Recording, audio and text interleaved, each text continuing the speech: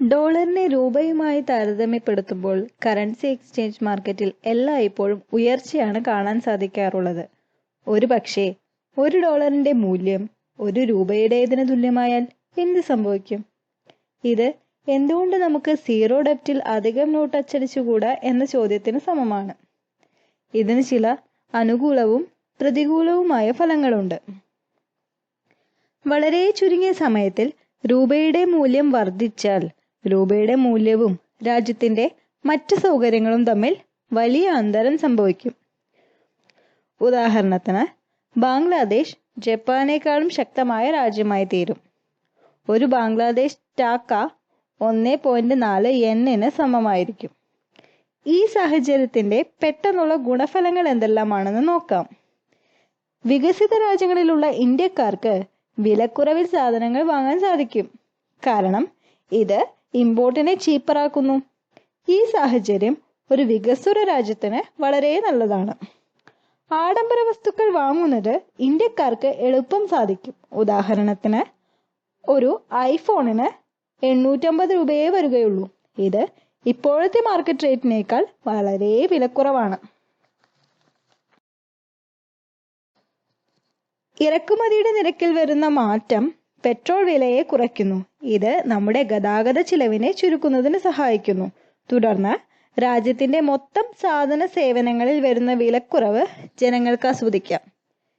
സാധാരണഗതിയിൽ ഓട്ടോയെ ആശ്രയിക്കുന്ന നീനയ്ക്ക് ഇനി സന്തോഷം. കാരണം കാറിനെ ആശ്രയിക്കാം. ഇത്തരം ഗുണങ്ങൾ വളരെ കുറച്ച് മാസങ്ങളെ നിലനിൽക്കുകയുള്ളൂ. മറ്റൊരു വശം നോക്കിയാൽ ഇത് രാജ്യത്തിന് ഒത്തിരി ദോഷങ്ങൾ ഉണ്ടാക്കും. ചില പ്രതികൂല ഫലങ്ങൾ നോക്കാം. കയറ്റുമതി വളരെ ചിലവേറിയതായിരിക്കും. ഇന്ത്യൻ സാധനങ്ങൾക്ക് മറ്റു രാജ്യങ്ങളെ അപേക്ഷിച്ച് വില കൂടുതലായിരിക്കും.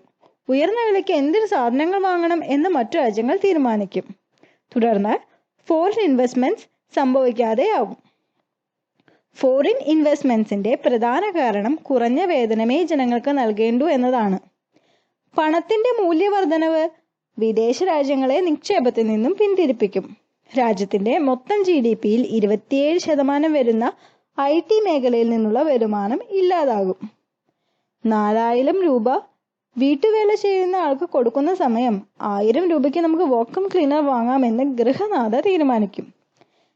വ്യവസായങ്ങൾ യന്ത്രവൽകൃതമാക്കുന്നത് ജനങ്ങൾക്ക് ജോലി നഷ്ടപ്പെടുത്തും, തൊഴിലില്ലായ്മയ്ക്ക് വഴിയൊരുക്കും. സാമ്പത്തിക വ്യവസ്ഥയുടെ പൂർണ്ണമായ തകർച്ച രാജ്യം അനുഭവിക്കാൻ ഇത് ഇടയാക്കും. ജനങ്ങൾ രാജ്യത്തിന് പുറത്തുപോയി ജോലി ചെയ്യുന്നത് കുറയും.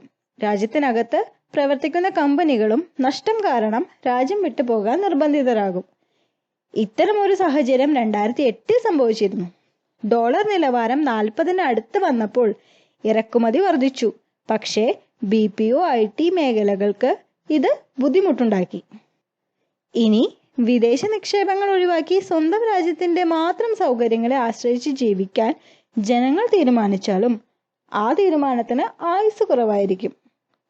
1990കളിൽ രാജ്യം ഇത് പരീക്ഷിച്ചതാണ്.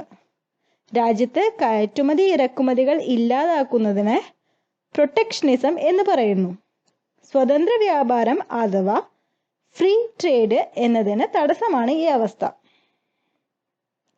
കയറ്റുമതി കുറഞ്ഞാൽ നമുക്ക് വിദേശ വസ്തുക്കൾ വാങ്ങുന്നതിനുള്ള പണം ലഭിക്കാതെ വരും. 1986ൽ പണത്തിന്റെ മൂല്യവർദ്ധനവ് ജപ്പാന് ബുദ്ധിമുട്ടുകൾ ഉണ്ടാക്കിയിരുന്നു.